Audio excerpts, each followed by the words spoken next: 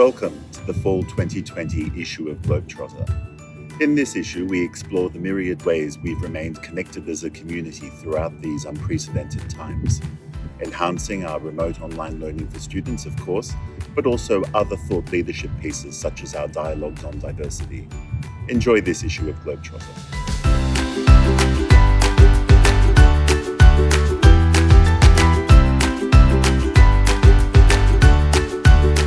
So one of the things that we took most into consideration when we came to have to close the school was, well, how do we foster that spirit of community when we actually can't even be in the same place together? It actually came to be that all of our families, parents and students alike, they all found a way to connect. And we just saw this spirit come through, whether it was, impromptu virtual happy hours or WhatsApp group conversations about civil rights or the elections, or simply just getting the kids together to watch Netflix movies together.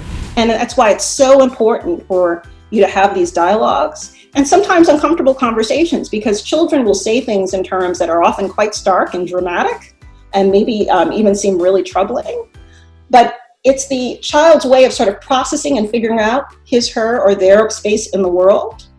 And they need you as a partner in that, even when the things that they say seem uncomfortable, because the best remedy for that is to have an honest conversation and talk about your values rather than leaving them in silence and confusion. Language is there for us to make sense in our communication to others.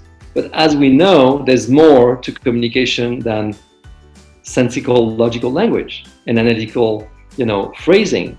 We have poetry, we have music, we have fragrance, we have touching, we have lovemaking, we have so many other ways of communicating and inspiring each other. I look back at my years at LILA and some of my closest friends to this day being my classmates from my years at LILA. It is really cool because I think while I'm very close with my classmates from those years, I'd like to think that this generation of LILA students and their parents have probably forged deeper friendships than we can even imagine just because of the hardships that we've had to face over the last few months.